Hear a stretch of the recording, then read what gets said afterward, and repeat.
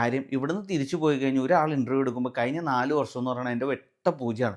കാര്യം ഇവിടെ നോക്കുമ്പോൾ ഞാനൊരു 10-20 അല്ല 10-40 ലക്ഷം രൂപ ഉണ്ടാക്കിയിട്ടുണ്ടാവും. ആ ഉണ്ടാക്കിയ കാശ് ഇവിടെ തീർന്നു പോയി. പുതിയതായിട്ട് എനിക്കൊരു സ്കില്ലും കിട്ടിയില്ല. ചുമ്മാ ഒരു പൊട്ടനെ പോലെ 4 വർഷം തിന്ന് തിന്ന് ജീവിച്ചു എന്നല്ലാതെ.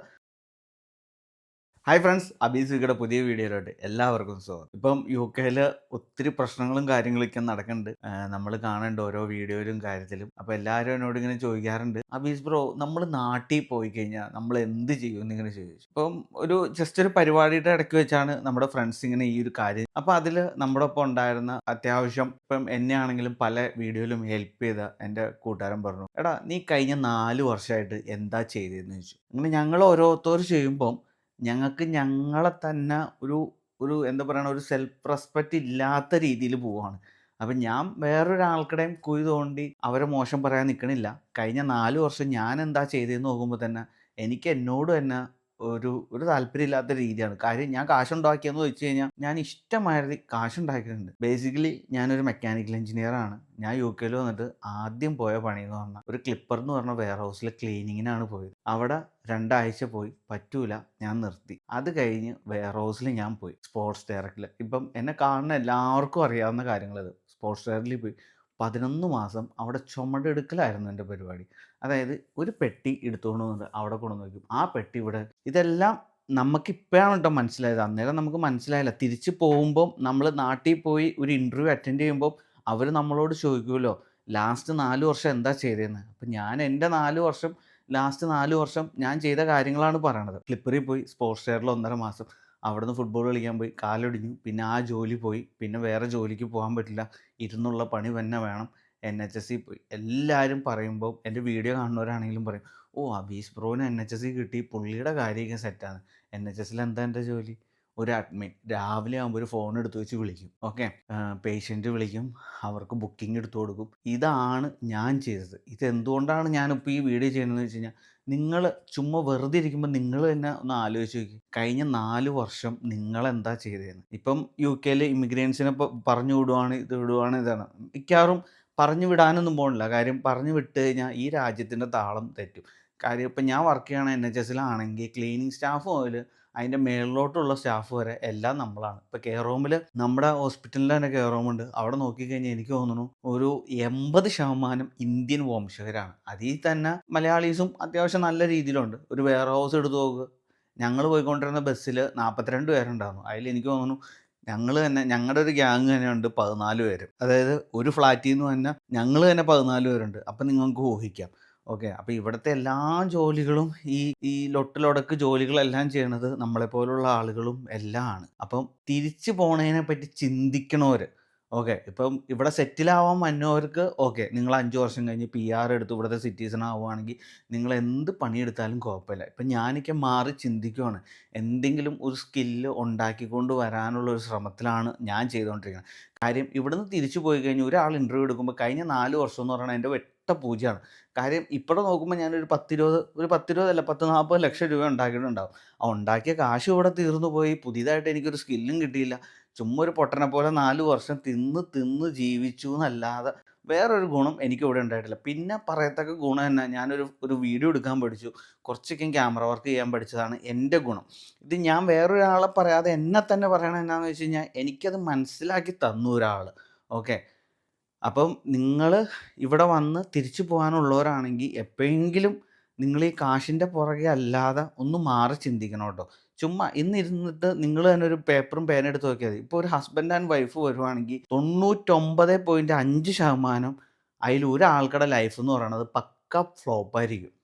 അത് നിങ്ങൾ എഴുതി ഒപ്പിട്ട് വെച്ചോ. കാര്യം എനിക്ക് എത്രത്തോളം ഫ്രണ്ട്സ് ഉണ്ടോ അവരെല്ലാവരും ഞാൻ എടുക്കുവാണെങ്കിൽ അതിൽ എല്ലാം ആ കണക്ക് തന്നെയാണ്. ഹസ്ബൻഡ് ആൻഡ് വൈഫിൽ ഒരാൾ സെറ്റായിരിക്കും.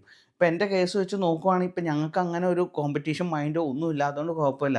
ഞാൻ ഒരു ഗൾഫിൽ ഒരു 6 വർഷമായിട്ട് എഞ്ചിനീയറിംഗ് ഫീൽഡിൽ തന്നെയായിരുന്നു. ഞാൻ മെക്കാനിക്കൽ എഞ്ചിനീയറായിട്ട് വർക്ക് ചെയ്തിട്ടുണ്ട്, ടൂൾ ടെക്നീഷ്യനായിട്ട് വർക്ക് ചെയ്തിട്ടുണ്ട്. പിന്നെ എൻ്റെ കുറച്ച് ഒരു മുട്ടിൻ്റെ പ്രശ്നം, അതൊക്കെ ഒരു മുട്ടാപ്പോക്ക് ന്യായമാണ്. അറ്റ് ദ ലാസ്റ്റ് ഇപ്പം ഞാനിപ്പോൾ NHSൽ പോകുമ്പോഴും ഒരു ഫോൺ കോൾ എടുത്ത് ആ ഫോൺ വെച്ച് കഴിയുമ്പോൾ പണ്ടാറടങ്ങാനായിട്ട് മെക്കാനിക്കൽ എഞ്ചിനീയർ പഠിച്ചിട്ട് എൻ്റെ ഗതി ഇതാണല്ലോ എന്ന് എനിക്ക് എന്നും തോന്നാറുണ്ട്. ഇപ്പം ഉള്ളത് പറഞ്ഞു കഴിഞ്ഞാൽ ഈ വെള്ളിയാഴ്ചകളെ എനിക്കങ്ങനെ തോന്നിയുള്ളൂ. ഞാനും ഇപ്പോൾ എന്നെ കേൾക്കാവുന്നവർക്കറിയാം, ഞാൻ ഓൾറെഡി NHSന്ന് റിസൈൻ ചെയ്തിരിക്കുകയാണ്. ഇപ്പോൾ ജസ്റ്റ് NHSPയിൽ ഈ IHS റീഫണ്ട് കിട്ടണോണ്ട് മാത്രം ആഴ്ചയിൽ 3 ദിവസം അവിടെ പോയി ഒരു ശവം പോലെ അവിടെ ഇരിക്കും, ഇറങ്ങി വരും. ഇതാണ് ഇപ്പം എൻ്റെ ലൈഫ് പോയിക്കൊണ്ടിരിക്കുന്നത്. അപ്പം തിരിച്ചു പോണവരാണ്, ഭാവിനെ പറ്റി ചിന്തിക്കുന്നവരാണെങ്കിൽ നിങ്ങളൊന്ന് ആലോചിക്കണോട്ടോ. കഴിഞ്ഞ കാലം നിങ്ങളുടെ UK എങ്ങനെയായിരുന്നു? ഇപ്പോഴും പിള്ളേർ 4 ദിവസം ആമസോണിൽ പോവും, 3 ദിവസം ഡെലിവറി വേണം. കാശ് കണ്ടമാനം കാശുണ്ട്. എല്ലാത്തിൻ്റെ കയ്യിൽ ഐഫോൺ. ഈ പറയണ എൻ്റെ കയ്യിൽ ഐഫോണുണ്ട്, എനിക്ക് കാറുണ്ട്, എനിക്കൊരു ക്യാമറയുണ്ട്. ഏകദേശം ഒരു 6-7 ലക്ഷം രൂപയുടെ ക്യാമറ മെറ്റീരിയൽസ് തന്നെയുണ്ട് നമ്മുടെ കയ്യിൽ. പക്ഷേ ഇവിടുന്ന് തിരിച്ചു പോയി കഴിഞ്ഞ് ഒരു സ്ഥലത്ത് ഇൻ്റർവ്യൂ ചെയ്യുമ്പോൾ നമ്മളെന്ന് പറയുന്ന വ്യക്തി വട്ടപൂജ്യമാണ്. അപ്പം ഇനിയെങ്കിലും കുറച്ച് ഉയർന്ന് ചിന്തിക്കുക. ചിലപ്പോൾ ഇവിടെ റൂള് വരും. പിന്നെ ഇപ്പം എല്ലാവരും, ഇപ്പം എൻ്റെ വൈഫൊക്കെയാണെങ്കിലും എപ്പോഴും ഫോണെടുത്ത് എന്നോട് പറയാനാണ്, ഇക്ക അതേത് കണ്ടോ, അവിടെ റേസിസം കാണും, ഒരാളെ തല്ലിക്കൊന്നു, ദേ ഇവിടെ റേസിസം കാണും, ഒരു NHSൽ നേഴ്സ് 12 വർഷമായിരുന്നു, അവരെ എന്തോ ചെയ്തു, ഇപ്പം അവരിതേ റിസൈൻ ചെയ്ത് പോയി ഇവിടെ. ഞാൻ പറയും, ഇന്നല്ലെങ്കിൽ നാളെ ഇത് നമ്മുടെ നേരെ വരും. അപ്പം നമുക്കും ഇവിടെ നിൽക്കാൻ പറ്റില്ല, നമ്മൾ തിരിച്ച് നാട്ടിൽ പോകേണ്ടി വരും. അപ്പം നമുക്ക് എന്താ ഉള്ളതെന്നുള്ളത് നമ്മൾ ആദ്യം തിരിച്ചറിഞ്ഞോ എന്ന് പറഞ്ഞു. തിരിച്ചറിഞ്ഞ് വെക്കുവാണെങ്കിൽ നല്ലതാണ്. ഓക്കെ, നമ്മൾ നമ്മുടെ ഫീൽഡിൽ തന്നെയാണെങ്കിൽ നാളെ ഇന്നല്ലെങ്കിൽ നാളെ നമുക്ക് വേറെ രാജ്യത്തോ അല്ലെങ്കിൽ നാട്ടിൽ ബാംഗ്ലൂരോ ചെന്നൈയോ എവിടെയെങ്കിലും പോയി ജോലി അന്വേഷിക്കാം. അതേസമയം ഇപ്പം എൻ്റെ കേസിലേക്ക് ഞാൻ പറഞ്ഞാൽ ഭയങ്കര പാടായിരിക്കും.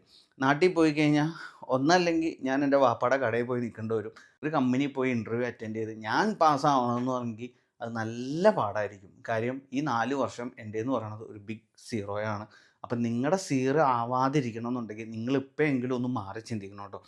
ഇത് എൻ്റെ അടുത്ത് ഒരാൾ ഇങ്ങനെ പറഞ്ഞു കൊടുക്കണം അബീസേന്ന് പറഞ്ഞുകൊണ്ടാണ് ഈ പറഞ്ഞത്. അല്ലാതെ ഇത്രയും അടിപൊളിയായിട്ട് ചിന്തിച്ച് ഇതൊരു നല്ല വീഡിയോ ആയിട്ട് തന്നെയാണ് എനിക്ക് മനസ്സിലായത്. ഞാൻ പറഞ്ഞില്ലേ, ഞാൻ ഭയങ്കര ഓപ്പണായിട്ടാണ് പറഞ്ഞത്. UK വന്ന് ഞാൻ 6 ജോലി ചെയ്തു. 6ഉം എനിക്ക് ഫ്യൂച്ചറിലോട്ട് 10 പൈസയുടെ ഗുണമില്ലാത്ത ജോലിയാണ് ചെയ്തത്. ആദ്യത്തെ ക്ലീനിങ്, രണ്ടാമത്തെ വെയർ ഹൗസിൽ, മൂന്നാമത്തെ ഹോസ്പിറ്റലിൽ, നാലാമത്തെ ഹോസ്പിറ്റലിൽ അഡ്മിൻ, 5-മത്തെ ഇപ്പോഴും അഡ്മിൻ. ഓക്കെ, പിന്നെ ഒരു റെസ്റ്റോറൻറ്റിൽ ഒരു ചെറിയ ജോബ്, പിന്നെ കാറ്ററിങ്. ഇതൊന്നും 10 പൈസയുടെ ഗുണം എനിക്ക് നാളത്തേലോട്ടില്ല. കുറച്ച് കാശുണ്ടോയെന്ന് വെച്ചാൽ കാശുണ്ടാക്കിയിട്ടുണ്ട്, അല്ല വേറെ ഗുണമില്ല. അപ്പം നിങ്ങൾക്കിത് വരാതിരിക്കാൻ വേണ്ടി നിങ്ങൾ ഇപ്പോഴും ചിന്തിക്കണം കേട്ടോ. ഏതെങ്കിലും ഒരു ജോലി ചെയ്യുമ്പോൾ നിങ്ങൾ അതിൽ നിന്ന് എന്തെങ്കിലും നിങ്ങൾക്ക് ഫ്യൂച്ചറിലോട്ട് കിട്ടണമെങ്കിൽ മാത്രമേ നിങ്ങൾ ആ ജോലി ചെയ്യാൻ പറ്റുള്ളൂ. ഇപ്പം എൻ്റെ ഇത്രയും നാളും കഴിഞ്ഞു പോയി. അപ്പം ഞാൻ ഇനിയിപ്പോൾ അത് മാറി ചിന്തിച്ച് തുടങ്ങി. ഇപ്പം ഞാൻ NHSന്ന് റിസൈൻ ചെയ്തു. അപ്പോൾ ഇനി ഞാൻ എൻ്റെ ഒരു ഫീൽഡ് കണ്ടുപിടിച്ച് പയ്യെ എൻ്റെ ട്രാക്കിലോട്ട് വരുവാണ്. കാര്യം ഈ രാജ്യം സേഫ് അല്ലാന്ന് എന്നെപ്പോലെ നിങ്ങൾക്ക് മനസ്സിലായി കാണും. ഇനി മനസ്സിലായില്ലെങ്കിൽ നിങ്ങൾ ചുമ്മാ ആ മോട്ടോർ വേയിലോ അല്ലെങ്കിൽ നിങ്ങളുടെ വീട്ടിലോട്ട് നേരെ നടന്നു പോകുമ്പോൾ ആ 2 സൈഡും നോക്കിയാൽ മതി. എത്രത്തോളം ഫ്ലാഗ്. ഞാൻ UK വന്നിട്ട് 4 വർഷമായി. ഈ കഴിഞ്ഞ ഒരു മാസം ഞാൻ കണ്ട ഫ്ലാഗിന് കയ്യും കാലും കണക്കുമില്ല. അത്രയും ഫ്ലാഗുകളാണ് എൻ്റെ മുമ്പിൽ. എൻ്റെ വീടിൻ്റെ ഫ്രണ്ടിൽ, ഇതിപ്പോൾ രാത്രിയാണ് ഞാൻ വീഡിയോ എടുക്കുന്നത്, വീടിൻ്റെ ഫ്രണ്ടിൽ കൊണ്ടുവന്ന് ഇതിന് ഇംഗ്ലണ്ടിൻ്റെ അവൻ്റെ രാജ്യമാണ്, അവൻ ഫ്ലാഗ് തൂക്കണതിന് കുഴപ്പമില്ല. പക്ഷേ ഇതെല്ലാം അവൻ്റെ രാജ്യമാണ് നമ്മളെ കുത്തി കാണിക്കുന്നതിൻ്റെ ഒരു ഭാഗമാണ് ഈ ഫ്ലാഗ് എന്നുള്ളത് നിങ്ങൾ മനസ്സിലാക്കണം കേട്ടോ. നാളെ നിങ്ങൾ ചുമ്മാ പോകുമ്പോൾ നോക്കിയാൽ മതി ഈ ഫ്ലാഗ്. അപ്പം ഞാൻ പറഞ്ഞതും ഈ വീഡിയോ നിങ്ങൾക്ക് കണക്റ്റ് ആവും. ഇതൊന്ന് മനസ്സിലാക്കാൻ വേണ്ടിയായിരുന്നു ഈ വീഡിയോ. അപ്പോൾ it's me Abees, signing off from Abees UK. Bye മച്ചാനെ.